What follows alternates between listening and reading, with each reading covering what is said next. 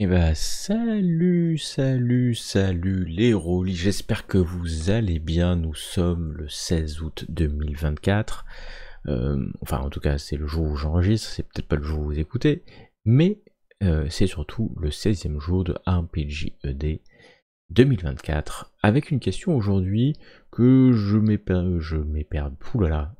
suis permis de traduire dans un français correct, euh, un JDR rapide à apprendre ou à jouer. Et là, moi je vais plutôt être sur un JDR rapide à apprendre. C'est pas forcément un jeu de rôle simple, c'est pas forcément un jeu de rôle facile à jouer, mais finalement pour lesquels les règles sont tellement bien expliquées que en fait ça coule de source. Et Dieu sait qu'il y a parfois des systèmes où après 4 lectures, on se demande encore comment ça va fonctionner. Et ça pour moi c'est important, c'est-à-dire que le jeu de rôle, on n'a pas tous 25 heures à passer à dépioter un système ou à aller examiner un univers riche et complet. Donc clairement, hein, sur cette question, je vais pas vous dire Néphilim. Ah non, loin de là. Et je vais plutôt aller sur des jeux. Alors, je dis des jeux, mais c'est un jeu. Alors c'est les Morgborg, Cyborg, ces types de jeux.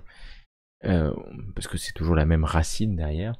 Alors, moi j'ai trouvé à chaque fois, et c'est Dr Vodka qui nous a maîtrisé ça de main de maître, et ben que l'univers on se le créait, donc c'était facile à appréhender, et le système de jeu était hyper simple. Ok, peut-être dans les combats, il y avait une petite complexité, mais même pas. Et donc, on pouvait apprendre ce jeu de rôle peut-être en 10 minutes. 5-10 minutes. Donc, Morborg, et alors, je vais faire plaisir à Dr Vodka, je mettrai dans cette catégorie-là. Mais il y en a d'autres, bien entendu. Et je vais laisser la parole à Elle de Corbeau. À bientôt, les amis.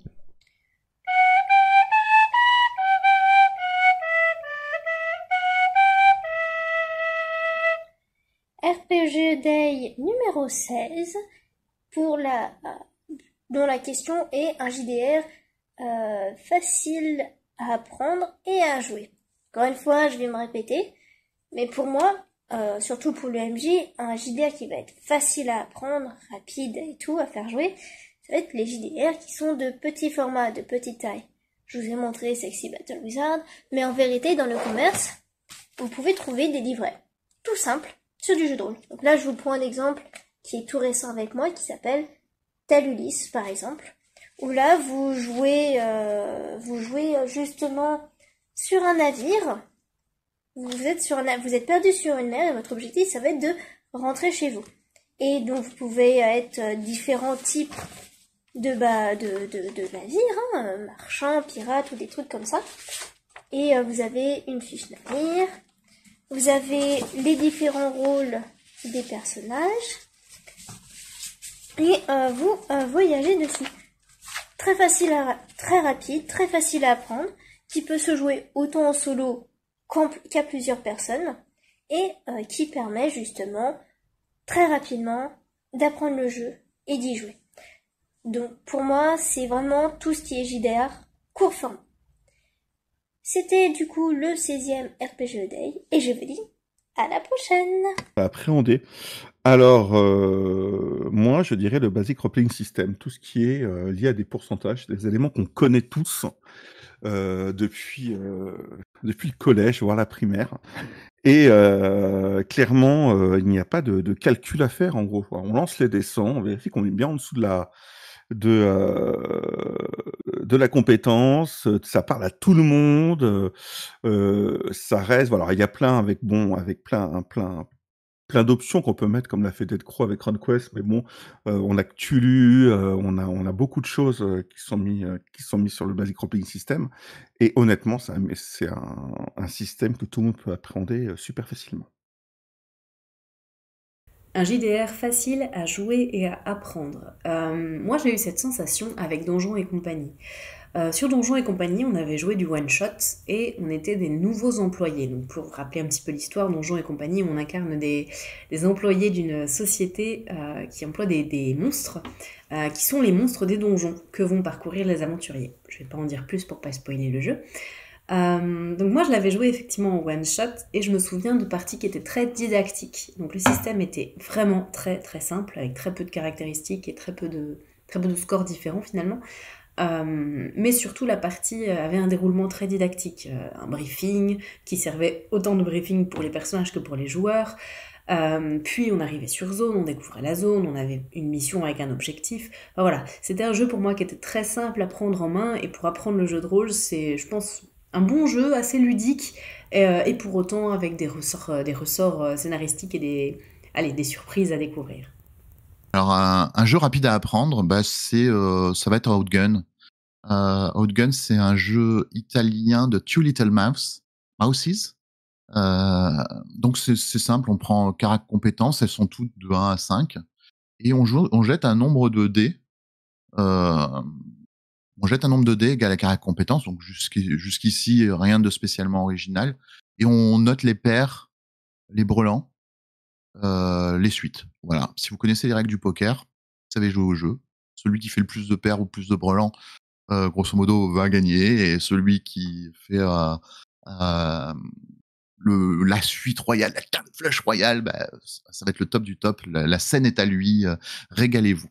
Donc, je schématise un petit peu, mais le jeu est très très simple à prendre en main. Il est proposé avec plein de versions et plein d'univers. C'était une belle découverte cette année, ce petit Outgun.